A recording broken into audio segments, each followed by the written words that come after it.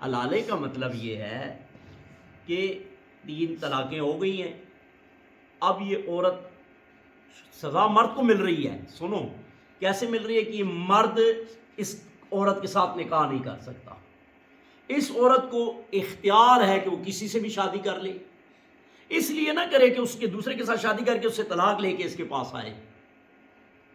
دوسرے سے شادی کرے، دوسرا شوہر فوت ہو جائے یا دوسرا آن بان اور دوسرا طلاق دے دے، تو اب یہ عورت جو ہے دوسرے شوہر کی بیوی ہے، پہلے کی تو نہیں ہے نا. سمجھ آ گئی بات کی؟ اب وہ سب سے شادی کر سکتی ہے، کسی بھی مرد سے، تو اس پہلے سے بھی کر سکتی ہے. یہ ہمارے ہاں جو ہے نا کہ ایک نے طلاق دے دی اور دوسرے نے جا کر لی، جس کا اسلام میں مذاق اڑایا جاتا ہے.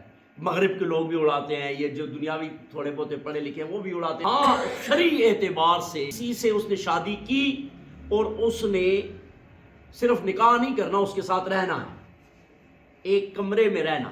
لیکن اگر کوئی اس طرح بھی کرے تو شرعاً نکاح ہو جائے گا. لیکن یہ بھی نہیں ہے، یہ بھی یاد رکھو کہ اس پہلے نے تو طلاق دی تو اس نے 3 بیماریاں انتظار کیا. اب دوسرے کے پاس 1 گھنٹہ بھی رہے گی تو اور وہ طلاق دے گا تو پھر 3 بیماریاں انتظار کرے گی.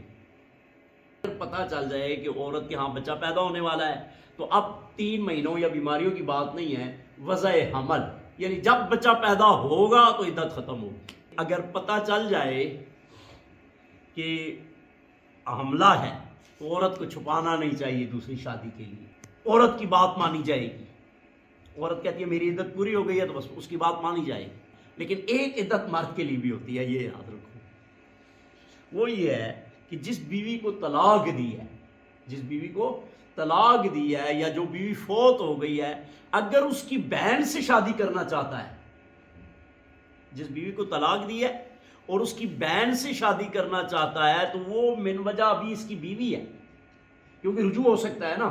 تو جب تک عدت میں ہے اس عورت کی بہن سے، بھتیجی سے، بانجی سے شادی نہیں کر سکتی. آدمی کی 4 بیویاں ہیں، ٹھیک ہے، اور ایک کو طلاق دی ہے تو اب یہ شادی نہیں کر سکتا، کیونکہ ابھی من وجہ یہ اس کی بیوی ہے. تو دوسری کرے گا تو یہ 5 ہو جائیں گے.